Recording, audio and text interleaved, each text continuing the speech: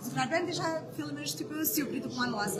Kumanova e dha testin, e po atë sallën plot e për plot me njerëz, plot e për plot rini, gra, themelus të aleancës për shqiptarët, struktura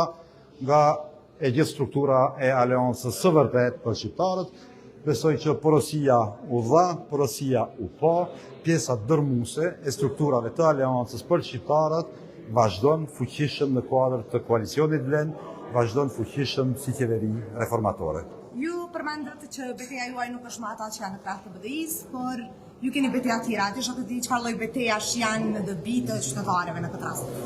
Po në thash, renita shumë pika të punëve të mira që i kemi bërë si koalicion Vlen dhe si qeveri reformatore. Përmenda investimet e huaja, 720 milion euro investime për më pak se një vit,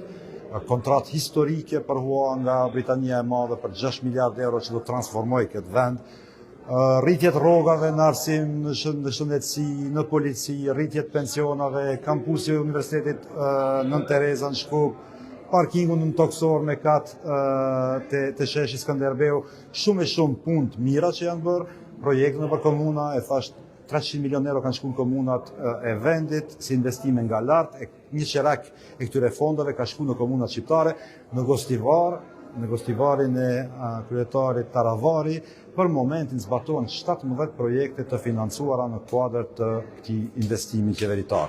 Përmenda po ashtu që shumë shpejt do kemi ligjin për përfaqësim të drejtë dhe adekuat, i cili është dakordu dhe do shkon në procedurë qeveritare, do miratohet në qeveri në përvjetorin e parë të qeverisë sonë në datë 24 qershor 2025. Edhe sa i përket Këshillit Antikorrupsion, desha të di nëse është kjo veç metodë e transparencës publike, le të themi kitse, apo ju i premtoni qytetarëve që nuk është vetëm një show publik? Jo, nuk është show. Ne kam thënë edhe në hapje të trupit ndërresorial për luftën kundër korrupsionit, që ne nuk do bëjmë show. Kemi takimin e radhës në fund të këtij muaji, jemi duke i rishikuar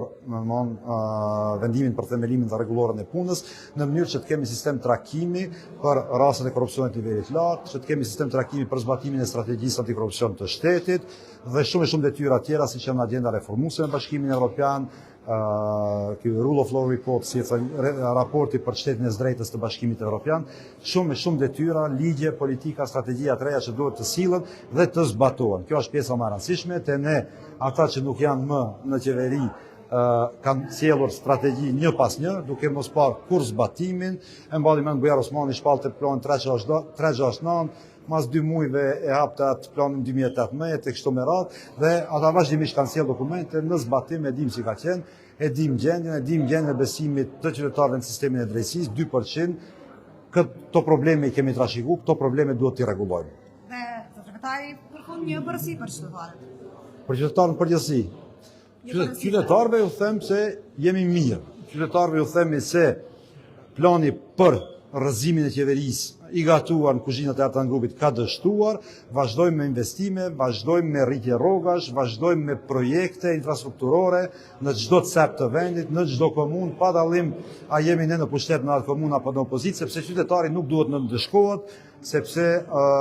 BDI qeverisë me ndonjë komunë të caktuar, do të vazhdojmë punojmë edhe do mbatemi shumë shpejt në bazë të rezultateve tona në zgjedhjet lokale që do vinë, që do jenë referendum për koalicionin Vlen prej likove deri në struk, besoj. Faleminderit shumë për kohën dhe suksese.